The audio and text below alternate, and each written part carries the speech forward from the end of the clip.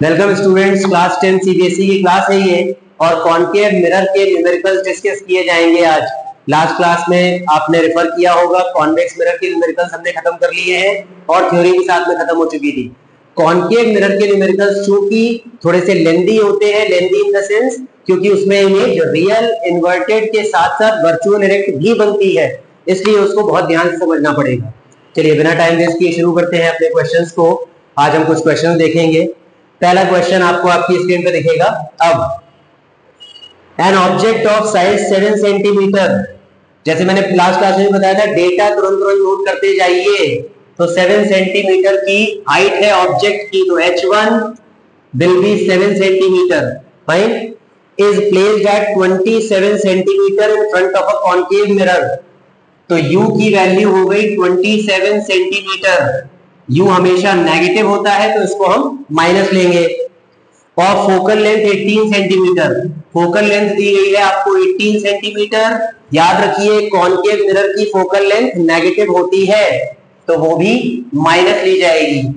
आगे बढ़ते हैं। At what distance from the mirror should a screen be placed.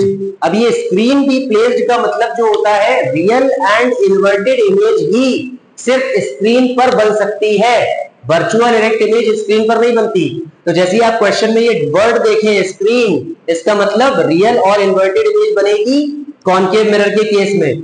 First 5 cases जो है उसमें कॉनकेव मिरर के केस में रियल इन्वर्टेड इमेज बनती है। तो स्क्रीन कितनी डिस्टेंस पर प्लेस करें, मतलब स्क्रीन पे क्या बनती है, इमेज। तो स्क्रीन की डिस्टेंस पूछ रहा है, मतलब क्या पूछ रहा है, डी पूछ रहा है कि इमेज की डिस्टेंस क्या है। तो यहां पर हमसे पूछा क्या गया है, v की वैल्यू। और आगे है find the size and nature of the image.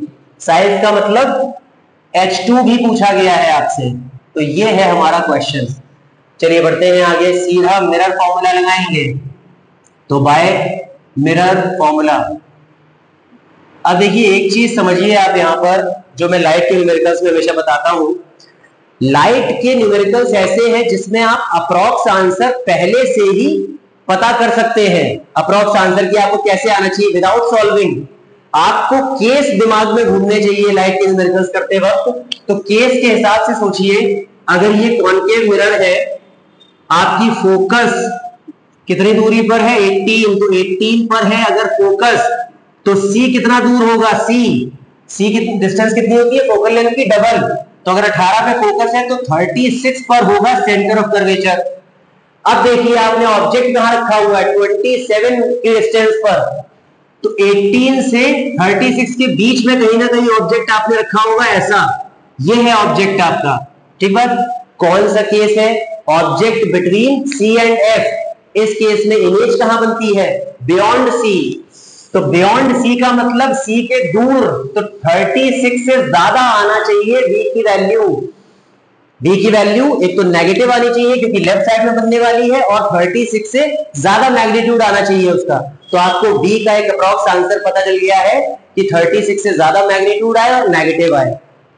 ये ऐसा इसलिए कर लेना अच्छा है क्योंकि जब आप सॉल्व करते हैं तो अगर इनकेस कहीं कैलकुलेशन एरर हो गई तो आपको पता चल जाता है कि आपकी कैलकुलेशन एरर हो गई है। चलिए अब सॉल्व करते हैं। तो 1/f equals 1/u plus 1/v। 1/f मतलब -18, u की वैल्यू -27 है और v आपको निकालना है। इसको इधर शिफ्ट करेंगे तो 1/v इक्वल्स 1/27 माइनस 1/18। तो 1/v can be written as, इसका एलसीएम आएगा 54, 27 2 जा और 18 3 जा। तो 1/v इज कमिंग -1/54। तो v आ रहा है यहां से -54 सेंटीमीटर। देख सकते हैं आप 36 से ज्यादा है मैग्नीट्यूड और नेगेटिव साइन भी है, मतलब बियॉन्ड C बन रही है। ये है पोजीशन। मैंने आपको बताया हुआ है कि आपको तुरंत स्टेटमेंट लिखना पड़ेगा, पहले सारी चीजें निकाल लो फिर लास्ट में स्टेटमेंट लिखिए। अब आपसे कह रहा है नेचर भी बताओ। तो नेचर V नेगेटिव आने का मतलब है लेफ्ट साइड में बनना, और लेफ्ट में कॉनकेव मिरर के केस में कैसी इमेज बनती है, रियल इन्वर्टेड। और ये चीज क्वेश्चन से भी दिख रही थी, स्क्रीन। स्क्रीन का मतलब रियल एंड इन्वर्टेड। तो ये हो गया नेचर। और अब कह रहा है साइज बताइए। तो मैग्निफिकेशन का फॉर्मूला होता है minus b by u equals H2/H1। ठीक है, इन चारों को लेंगे और सॉल्व करेंगे। माइनस बी की वैल्यू -54, साइन के साथ रखना होता है। u की वैल्यू -27 इक्वल्स H2 आपको निकालना है और H1 की वैल्यू है 7। ठीक है, ये माइनस माइनस खत्म और 27 टू जा, यहां बच रहा है -2 इक्वल्स H2/7। तो H2 की वैल्यू आ रही है -14 सेंटीमीटर। माइनस H में माइनस आने का मतलब बिलो द प्रिंसिपल एक्सिस, तो नीचे इमेज बन रही है और वो भी बड़ी, क्योंकि ऑब्जेक्ट है 7 सेंटीमीटर हाइट पे, इमेज है 14 सेंटीमीटर हाइट में। तो आपको केस याद होगा, बियॉन्ड सी जब इमेज बनती है तो that is real inverted and magnified. तो वो अब लास्ट में स्टेटमेंट लिखेंगे, therefore image is formed at a distance of 54 centimetre. ये -54 आया तो माइनस नहीं लिख जाना है इसमें, माइनस का मतलब होता है in front of the mirror. तो at a distance of 54 centimetre in front of the mirror, ये हो गया आपका स्टेटमेंट। ठीक है बात, ये था कॉनकेव का पहला न्यूमेरिकल। चलिए आगे बढ़ते हैं दूसरे न्यूमेरिकल की तरफ। दूसरा क्वेश्चन पढ़िए। दूसरा क्वेश्चन ये कह रहा है कि an object is placed at a distance, data तुरंत नोट करते चलिए साथ में क्वेश्चन पढ़ने के। और जैसे कि मैंने बताया, बिफोर सॉल्विंग आप केस आइडेंटिफाई करने की कोशिश करें, वो बहुत हेल्प करता है आपको, ध्यान रखिएगा इस चीज को। चलिए क्वेश्चन पढ़ते हैं हम। इतना पार्ट में लिखा छोड़ दे रहा हूं क्योंकि आगे के क्वेश्चंस में भी काम आएगा। ठीक, अब देखिए, an object is placed at a distance of 12 centimetre in front of a concave mirror. तो ये हो गया u -12 centimetre. It forms a real image 4 times larger than the object. तो ये क्या है, मैग्निफिकेशन दिया है आपको 4, मैग्निफिकेशन 4 है क्योंकि image 4 times larger than the object है। Calculate the distance of the image from the mirror, मतलब क्या निकालना है, v निकालना है। तो यहां पर अपने को v निकालना है। अब बात बड़ी सीधी सी है, अब समझिएगा कि यहां मैग्निफिकेशन को प्लस लेना है कि माइनस, इनकेस अगर आप भूल जाएं, अगर आप भूल जाएं कि मैग्निफिकेशन को क्या लेते हैं, इसको सॉल्व करके देख लीजिए। -v/u इक्वल्स 4, तो v इक्वल्स -4u। बात समझिएगा अभी ध्यान से। अब v और u में ये रिलेशन आ रहा है, इसका मतलब u की कोई भी नेगेटिव वैल्यू अगर आप यहां प्लेस कर दें, u की कोई भी नेगेटिव वैल्यू अगर आप यहां पर प्लेस कर दें, तो negative negative will become positive. तो v आ जाएगा पॉजिटिव, और v पॉजिटिव आने का मतलब इमेज राइट साइड में बननी चाहिए, जबकि इमेज कैसी बन रही है, रियल। तो इसलिए मैग्निफिकेशन को माइनस लेंगे, तो मैग्निफिकेशन आपका नेगेटिव होता है फॉर रियल इमेज। तो यहां माइनस लगाएंगे तो माइनस माइनस हो गया कैंसिल, तो v इक्वल्स +4u रिलेशन आ रहा है। अब इसको आगे बढ़ा देते हैं, v इक्वल्स 4 इंटू u की वैल्यू कितनी है, -12। तो यहां से सीधा सीधा v इक्वल्स -48 सेंटीमीटर आ गया, v इक्वल्स -48 सेंटीमीटर। इतना ही क्वेश्चन में पूछा गया था। देखिए क्वेश्चन में इतना ही पूछा है, find the distance of image. और अब अगर इसके अलावा फोकल लेंथ भी पूछ दी जाती क्वेश्चन में, तो आप मिरर फॉर्मूला लगा के फोकल लेंथ निकाल देते। 1/f equals 1/u plus 1/v।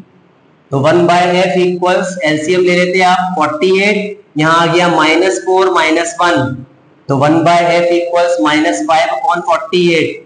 तो f आ गया -48/5। इसको आप कैंसिल आउट कर लेते हैं, तो ये 9.6, तो फोकल लेंथ माइनस का 9.6 सेंटीमीटर आ जाती है इस कॉनकेव मिरर की। ये तब का केस था इनकेस अगर फोकल लेंथ पूछ दी जाती है, यहाँ पर अक्सर क्वेश्चन में पूछ दी जाती है क्योंकि, ठीक है, ये बात हो गई यहाँ। तो इसको आप नोट कर सकते हैं, स्क्रीनशॉट ले सकते हैं। ये था हमारा दूसरा क्वेश्चन। आगे बढ़ेंगे तीसरे क्वेश्चन की तरफ। केस आइडेंटिफाई करना ना भूलें और डेटा लिखना ना भूलें, उसके हिसाब से आपको इजी पड़ता है। चलिए तीसरा क्वेश्चन देखेंगे। An object is placed at a distance of 25 centimeter from the pole of a spherical mirror. तो U दिया गया है -25 centimetre. Spherical mirror which forms a real inverted image on the same side of the object at 37.5 centimeter from the pole. तो ये image जो बन रही है ये रियल इन्वर्टेड बन रही है on same side of the object. कौन से मिरर में ऐसा होता है? कॉनकेव में, क्योंकि कॉन्वेक्स तो रियल इन्वर्टेड इमेज बनाता ही नहीं. तो कॉनकेव है मतलब ये. V की वैल्यू दे दी गई है -37.5 सेंटीमीटर. Why minus? क्योंकि रियल इन्वर्टेड बन रही है. रियल इन्वर्टेड कहां बनती है? लेफ्ट साइड में. ठीक. Calculate the focal length of mirror and find nature of the mirror. Nature बड़ी क्लियरली आपको देखिए, यहां एक गलती बच्चे करते हैं. नेचर ऑफ द इमेज नहीं पूछ रहा है, नेचर ऑफ द मिरर पूछा जा रहा है.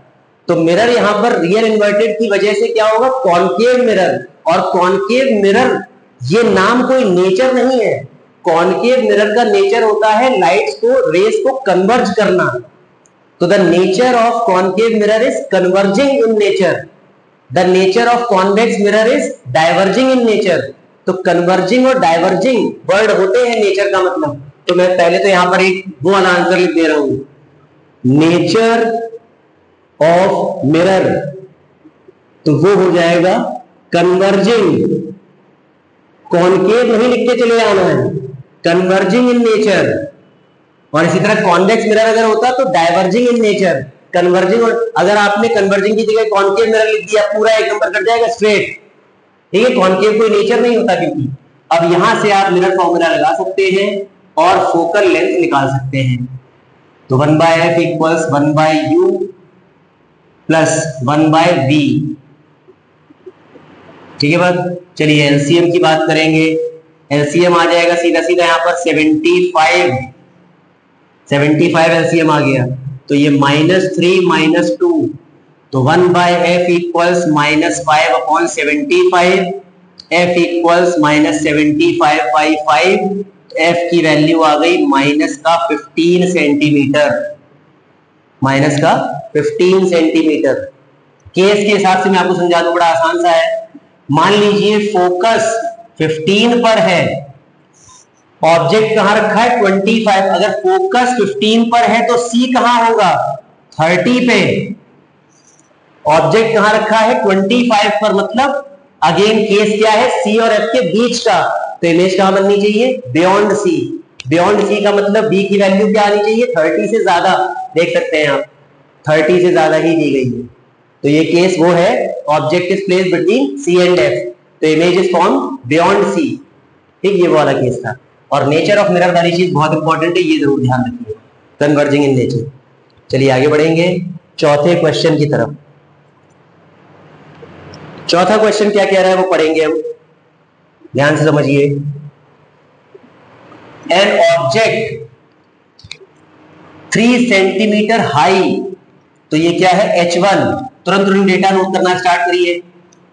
H1 की वैल्यू दे दी गई है आपको. ऑब्जेक्ट की height 3 centimetre is placed at a distance of 8 centimetre. तो H1 की वैल्यू है 3 सेंटीमीटर और U हो गया -8 सेंटीमीटर. U हमेशा माइनस होता है. From a concave mirror which produces a virtual image 4.5 centimetre high. तो ये इमेज की हाइट दे दी गई है आपको 4.5 सेंटीमीटर. देखिए virtual erect image principal axis के ऊपर बनती है, तो H की वैल्यू पॉजिटिव रहेगी, इसलिए H1 और H2 दोनों ही पॉजिटिव है. ठीक है. अब क्वेश्चन क्या कह रहा है? What is the focal length of the mirror. तो पहले तो फोकल लेंथ निकालनी है. What is the position of image B भी निकालना है. ड्रॉ द रे डायग्राम. रे डायग्राम तो बात की बात है, पहले देखिए आपको F भी निकालना है और B भी निकालना है. क्वेश्चन को ध्यान से समझिए. जैसे ही आपको H1 H2 दोनों पता है तो तुरंत आप मैग्निफिकेशन का फॉर्मूला लगाइए. यहां पर यहां डायरेक्टली अगर मिरर फॉर्मूला लगाएंगे तो B और F दोनों ही नहीं पता, सिर्फ U पता होने से मिरर फॉर्मूला कुछ काम नहीं करेगा आपका. तो पहले आप मैग्निफिकेशन का फॉर्मूला लगाएं. -B/U equals H2/H1. इन चारों को सॉल्व करें minus b upon u, u की वैल्यू -8 है, H2 है 4.5 अपॉन H1 है 3, माइनस माइनस कैंसिल हो गए, ये 3 से काटा तो 1.5, तो V की वैल्यू 8 इंटू 1.5 कितनी आती है, लगभग आ जाएगी 12, तो 12 सेंटीमीटर आ गया V। V पॉजिटिव ही आएगा क्योंकि राइट साइड में इमेज बन रही है वर्चुअल डायरेक्ट, तो V 12 सेंटीमीटर आ गया। अब आप लगा दीजिए मिरर फॉर्मूला अपना टू गेट फोकल लेंथ, तो by mirror formula 1/f equals 1/u plus 1/v, तो 1/f equals 1/u plus 1/v। यहां सॉल्व करेंगे तो 1/f इक्वल्स 8 और 12 का एलसीएम आ गया 24, तो ये आया -3 + 2, ठीक है, -3 + 2, तो यहां पर 1/f इक्वल्स -1/24, तो f हो गया -24 सेंटीमीटर। अब मैं केस बता दूं आपको, अब रे डायग्राम भी बनाना है इसमें तीसरे पार्ट में आपको दिख रहा होगा रे डायग्राम बनाने को बोल रहा है। कौन सा केस है ये, ध्यान समझ लीजिए। फोकल लेंथ दी गई है 24, अगर ये पोल है, ये फोकस है और ये है C, तो फोकल लेंथ अगर 24 है, ठीक, तो C कितना होगा 48, जैसे इसका डबल। ऑब्जेक्ट आपने कहां रखा है, 8 पर मतलब 24 के अंदर, तो यहां कहीं रखा है आपने ऑब्जेक्ट ऐसे AB। वर्चुअल डायरेक्ट लास्ट वाला मतलब कॉन्केव मिरर का लास्ट वाले केस का डायग्राम आपको बनाना है। मैं रफली डायग्राम बना के भी आपको दिखा दे रहा हूं। पहली रे प्रिंसिपल एक्सिस के पैरेलल जाती है तो वो पास कर जाती है फोकस से, और दूसरी रे सेंटर ऑफ कर्वेचर से होते हुए जाती है कुछ ऐसे, तो वो रिट्रेस कर जाती है और ये पीछे प्रोड्यूस होकर के बनती है इमेज आपकी कुछ ऐसी। ये रहा A' B'। लास्ट केस ये है रे डायग्राम, तीसरे पार्ट का आंसर। इसको आपको सबको स्केल पेंसिल से बना के आना पड़ता है प्रॉपर रे डायग्राम, ये मैं बता चुका हूं पहले ही आपको, ठीक है बस। चलिए 5वें क्वेश्चन की तरफ बढ़ते हैं हम। जिस भी तरह के न्यूमेरिकल्स में प्रॉब्लम आती जाए आप तुरंत उसको कमेंट सेक्शन में बताते जाइए, तो I will make you practice more and more numericals. और आपको अगर क्वेश्चन सॉल्व करने के लिए चाहिए तो भी आप कमेंट सेक्शन में बताइए, I will provide you more questions. चलिए 5वां क्वेश्चन, अ कन्वर्जिंग मिरर, कौन सी मिरर होती है कन्वर्जिंग, कॉनकेव मिरर, क्योंकि कॉनकेव मिरर का नेचर क्या होता है कन्वर्जिंग, और कॉन्वेक्स मिरर का नेचर होता है डाइवर्जिंग। तो converging mirror forms a real image of height 4 centimetre, ये इमेज की हाइट है, मतलब H2 है 4 centimetre, of an object of height 1 centimetre. H1 दिया है 1 सेंटीमीटर। इस डेटा को लिखने में क्या गलती की, सोचिए क्या गलती हो गई इस डेटा को लिखने में। गलती ये हो गई है कि अगर रियल इमेज बन रही है तो वो प्रिंसिपल एक्सिस से नीचे होनी चाहिए, मतलब H2 का साइन शुड बी नेगेटिव, तो यहां पर H2 का साइन नेगेटिव लिखना चाहिए हमको, -4 सेंटीमीटर। H1 हमेशा पॉजिटिव रहता है क्योंकि वो तो प्रिंसिपल एक्सिस से ऊपर ही रहता है, ठीक बात। आगे बढ़ते हैं। Of an object of height 1 centimetre placed 20 centimetre away from the mirror, तो ये सीधा सीधा U दे दिया गया है 20 सेंटीमीटर। क्या क्या निकालना है, कैलकुलेट द इमेज डिस्टेंस और फोकल लेंथ, दोनों वही सेम पार्ट निकालने हैं। सीधा मैग्निफिकेशन के फॉर्मूले से शुरू करेंगे। क्यों, फिर से मैं बता दूं, मिरर फॉर्मूला डायरेक्टली लगा के कोई फायदा नहीं, सिर्फ U पता है, F और B दोनों नहीं पता, तो पहले मैग्निफिकेशन के फॉर्मूले से B निकालेंगे। इन चारों को सॉल्व करेंगे, -B upon U equals H2 upon H1, ये माइनस माइनस खत्म, V आ रहा है -80 सेंटीमीटर। और अब आप लगा देंगे अपना मिरर फॉर्मूला, तो बाई मिरर फॉर्मूला, और उससे निकालेंगे आप अपनी फोकल लेंथ, तो 1/f equals 1/u plus 1/v, तो 1/f इक्वल्स 1/u की वैल्यू -20, b की वैल्यू -80, तो यहां पर एलसीएम आ जाएगा 80, ठीक है। तो हो गया -4 -1, तो 1/f इक्वल्स -5/80, तो f की वैल्यू आ जाएगी माइनस का 16 सेंटीमीटर। माइनस आ रही है फोकल लेंथ, मतलब कोई प्रॉब्लम वाली बात नहीं है। लास्ट में स्टेटमेंट लिखना ना भूलें, स्टेटमेंट का सीधा नंबर कट्टा बोर्ड में। v कितना आया था 80, hence image is formed at a distance of 80 centimeter in front of the mirror and the focal length of the mirror is minus 16 centimeter। ये पूरा लिख करके स्टेटमेंट आना है सही से, ये है इंपॉर्टेंट बात। अब हम बढ़ेंगे लास्ट क्वेश्चन की तरफ। हमारे लास्ट क्वेश्चन देखिए, अब आपको अपनी स्क्रीन पे दिखेगा। बहुत ही ज्यादा जरूरी क्वेश्चन है ये, क्योंकि थोड़ा सा अलग है क्वेश्चन ये। पहले तो क्वेश्चन को पढ़िए। When an object is placed at a distance of 50 centimeter from a concave spherical mirror, मतलब u की वैल्यू होगी -50 centimetre. The magnification produced is -12, तब मैग्निफिकेशन है -12। अब वो कह रहा है where should the object be placed to get a magnification of -1/5। Object कहां रखे, मतलब यू बताइए, so that magnification becomes -1/5। ये है आपका क्वेश्चन। ध्यान से समझ लीजिए एक चीज, आप अगर u की पोजीशन चेंज करते हैं तो v चेंज हो जाएगा, ठीक। क्या नहीं चेंज होगा? वो नहीं जो चेंज होगा वो है focal length of the mirror. Focal length नहीं चेंज होती, तो पहले केस से हम फोकल लेंथ निकालेंगे और वही फोकल लेंथ काम करेगी दूसरे केस के लिए। अब इसको ध्यान समझिए, मैग्निफिकेशन आपको दिया है और कॉनकेव मिरर, कोई रियल इमेज तो दी नहीं है शायद। Object is placed at distance 50, magnification produces -12, ठीक। रियल इमेज कुछ नहीं दी है। अब समझिए यहां पर बात को, मैग्निफिकेशन नेगेटिव किसके लिए होता है? मैग्निफिकेशन नेगेटिव होता है रियल इमेज के लिए। तो मैग्निफिकेशन का -12 दिया जाना सजेस्ट कि ये कैसी इमेज बन रही है, रियल एंड इन्वर्टेड इमेज।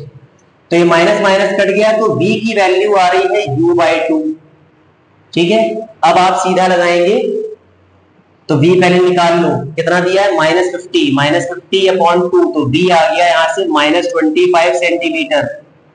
अब आप फोकल लेंथ निकालिए, 1/f equals 1/u plus 1/v। इस क्वेश्चन को ध्यान से समझिएगा, बहुत जरूरी क्वेश्चन है। हमने क्या करा, मैग्निफिकेशन का फॉर्मूला रखा नॉर्मली -v/u, इससे v और u का रिलेशन बन गया, u की वैल्यू दी गई थी तो v आ गया।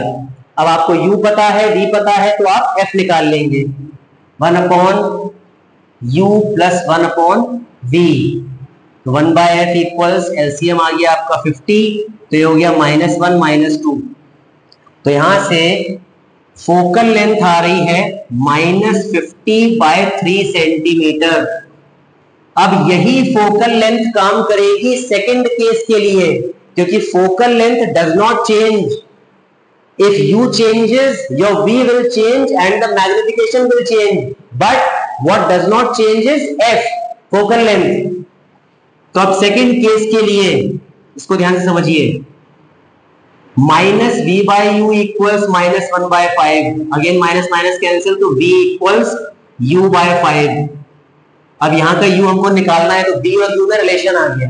अब आप मिरर फॉर्मूला लगाएं अगर इस केस के लिए दोबारा, तो f को यही जो पहले वाले केस का आया है वही रखेंगे।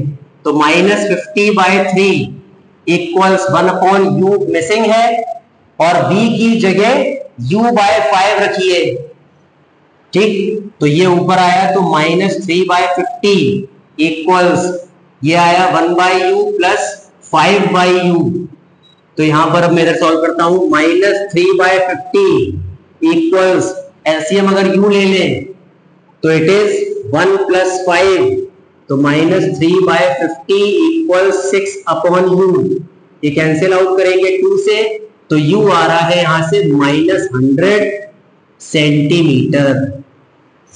ये था हमारा गेम, यही पूछा भी गया था हमको कि 50 सेंटीमीटर पर रखा है तो मैग्निफिकेशन मिल रहा है -12।